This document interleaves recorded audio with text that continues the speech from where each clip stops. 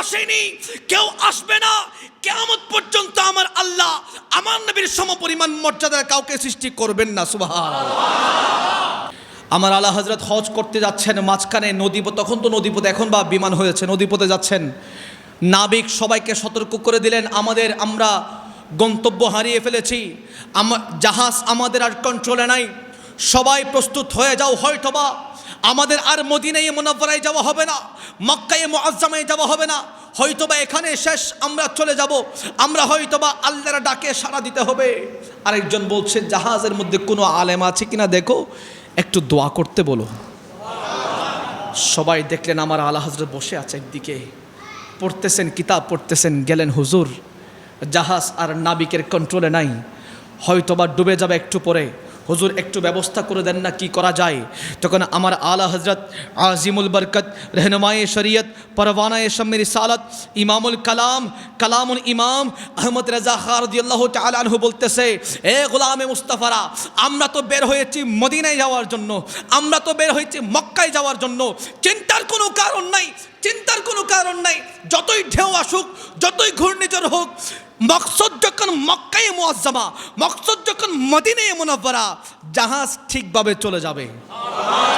তিনি একটা কালাম লিখেছিলেন, লমিয়াতি নজিরো কা ফি নজরিন মিথলে তো না दा जाना, जगराज को ताज तो रे सरसो है, तुझको है दूसरा।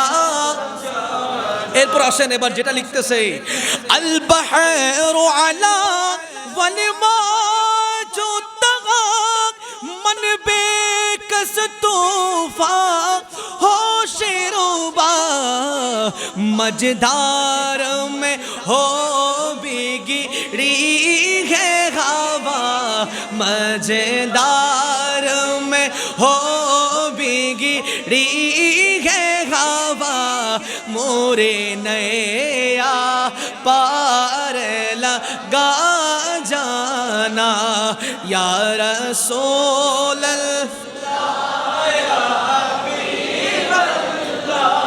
या रसूल या उपमा তোমার কেহ দেখেনি কখন, তোমারে মতো কেহ হয়নি সৃজন। কথা বলেন ঠিক না? আমার নবীর মতো কেউ হতে পারে না, আমার নবীর মতো কেউ আসেনি, কেউ আসবে না, কিয়ামত পর্যন্ত আমার আল্লাহ আমার নবীর সমপরিমাণ মর্যাদার কাউকে সৃষ্টি করবেন না। সুবহানাল্লাহ।